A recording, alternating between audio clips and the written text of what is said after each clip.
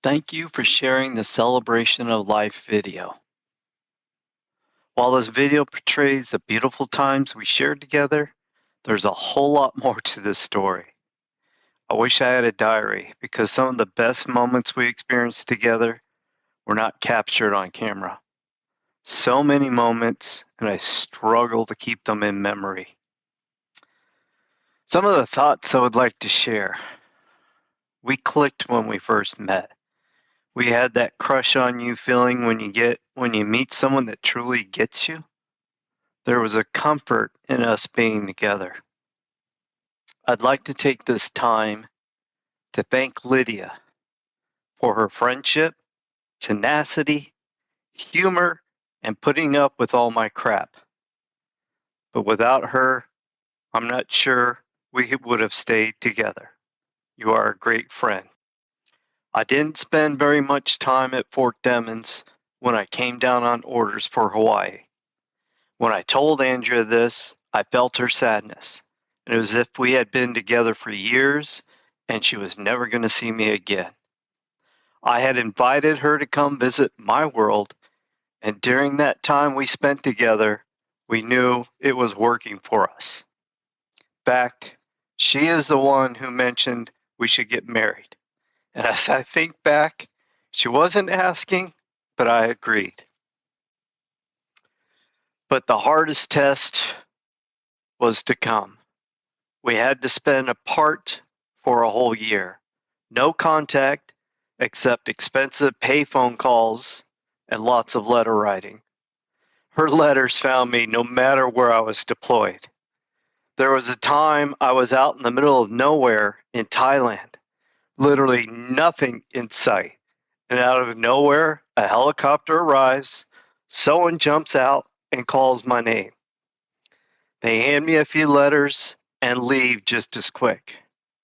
I remember that so vividly, as it could not have been better timing. We passed the test, and we were married on 4/20/85 at my parents' house. She packed her bags and moved to Hawaii. We had nothing. The apartment I rented had furniture that was left behind from someone else, and she packed utensils. So we owned utensils. It was a difficult start, but we never saw it as an obstacle. Joey's fall came next, and being in the military, he was evacuated by helicopter across the state to a military hospital. One of those time-stopping moments, but he survived. After a while, we moved on base, and this was a blessing for the kids as the neighborhood was full of them. It was safe, secure, and you could run around barefoot. We lost so many shoes. After only a couple of years in Hawaii with Andrea, we were assigned to Fort Lewis, Washington. And this is where our friendship with Haven and Alma really started. Haven was a designated driver for Andrea since I was back east in school.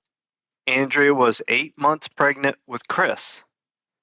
I commend his tour of duty, and he should have been awarded the Medal of Keeping an Oath. The day after I got back from 3 months of school, Andrea goes into labor for a long 2 days. Chris was born July 2nd, 1988. We were in a small apartment, one bedroom, and his bedroom was our closet. I feel sorry for Mimi when she came out to visit. All I had to sleep on was an army cot. She didn't complain. If you've ever slept on an army cot, you complain. We then moved on post, and there was another explosion of kids. They would run in packs. It was a perfect playground for them. Again, safe, secure, and no one ever really had worries like you would find today. But most of my deployments were during this time, and I was gone a lot. Andrea held down the fort and the kids with honors, and she mastered her toll painting and cake decorating crafts. While on a deployment in Honduras, I came down on orders to go directly to the Sinai Peninsula, which is a 1-year tour with no family. This is the time I made the decision to leave the Army. I declined the tour, which means I could not reenlist. Just as we were ready to leave, bags packed, the Kuwait invasion started, and I was extended for 9 months. In May of 92, we ended our service in Washington and headed back to Phoenix. This was a mutual decision, and we debated where we would plant some roots. Andrea hated the Washington weather, and she wanted to thaw out some more. To this day, I feel a lot of guilt removing her from her friends, family, and parents. Life would have been great in Massachusetts because we would have been there together and with family. So this is the time where everything moved really fast. It was our first home. We were both working full-time jobs, often on weekends and overtime. We were in this home for 9 years, and it seems like only a few. In 2001, we moved to our second home, and it was awesome. Well, after Andrea was able to explore her inner decorator, and she created the look of a Tuscan estate. It was complete with Venetian plaster, muslin cloth, and she faux painted all the walls. But her best work came when she designed the custom kitchen she always dreamed about. She did a lot of the work. It was her talent, and it was impressive. We were there for about 14 years, and we have a lot of memories and most of our travels during this time. We purchased a fixer-upper in 2015. This was our third home, and it was going to be our retirement home. It needed a lot of work. By now, Andrea had experience in decorating, painting, kitchen and bath design, and we were confident that we could handle most of the work. She worked right alongside me as we tore out walls, ceiling, replastered all the walls to a smooth finish. We remodeled 2 new baths and a fantastic new open kitchen. Every wall, ceiling, floors, doors, trim, paint, plumbing, electrical had been done. We were very pleased with what we had accomplished, and I was very proud of her. And no, that didn't happen on a weekend like a home remodel show. It was several years, and we had to live in the construction from the beginning. However, the work is never done, and there's always a to-do list. But we enjoyed working together most of the time. That was another test in itself. By now, life was slowing down, kids were grown, and Joe and Asher joined us shortly after we moved in. We would spend our early mornings together in our sunroom with our coffee, watching the sunrise, reading the paper, and feeding the birds. Andrea was doing more crafting, painting, and decorating. She was truly an artist. This was our simple pleasure together. It was early June 2023, and we were packed and ready to go to Mexico with Haven and Alma on a scuba diving trip. Andrea had a physical schedule to check out a breathing issue. A few days passed, and she called to check on the results. They told her she needed to get to the emergency room as soon as possible because her blood count was way below normal. She was diagnosed with plasma cell multiple myeloma. This is a rare, very aggressive blood cancer. And Andrea's comment to the doctor was, "Oh, great. I wasn't as strong." Andrea was ready. She was ready to take on the fight, and she never broke down, but faced it head on. This is where her strength prevailed. She wanted to be a survivor.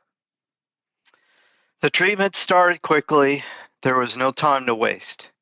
It was multiple rounds of different chemotherapies leading up to a bone marrow transplant.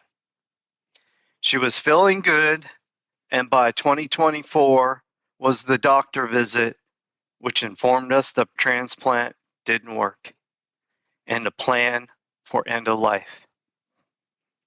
This took us by complete surprise, as they were indicating the whole time it could be treatable. The doctor left the room and gave us time to absorb the news. We just hugged and cried. Andrea's only concern was that she was leaving me alone, and she kept saying, "I'm sorry." How do I respond to that? I thought I had failed her somehow. It was my responsibility to keep her safe. It didn't end there. Another team of doctors came back in the room and said there was a new therapy just approved. It's CART T that may have enough effect to keep her cancer under control. It means more aggressive chemo, and time was not on our side. For CART T, they remove stem cells, send them off to be modified to attack her cancer cells, and when re-injected, it will be your own T cells doing the work. Andrea endured the worst of what chemo has to offer. There were daily trips to the hospital and multiple stays inpatient due to complications. We celebrated our 39th wedding anniversary while she was in the ICU unconscious. It was just a few days before her cells were ready to be re-injected. She was weak, and her body at this time had had enough. It would not be strong enough to complete the treatment. Again, the doctor tells us to prepare, and again, she was saying sorry she could not make it to be with me. She progressed quickly, and only a few days later, while we're having dinner with family, she had a seizure and was rushed to the emergency room. She recovered enough to smile at me as I tried to make light of the situation. When my sister entered the ER room, the first thing on her mind was, "How is Rhett?" My sister's husband, who had recently had an emergency room visit. Again, her strength and caring transcends what most people would be thinking. 3 days later, she would pass on June 29th at home, peacefully, with no pain. I knew we had something special, but it was her that was more special than me. I always thought she kind of saved me and directed us to a life that was much better than I could have done on my own. The year of chemo treatments brought us closer together, and it was my turn to take care of her. She was so much stronger than I was, and she said she didn't have any regrets. That's where I lost it. I felt I could have done better, and I still owe her my life. I'll do my best to keep her in my memories. I often feel her presence when I'm watching the sunrise because of so many years of our shadows touching together.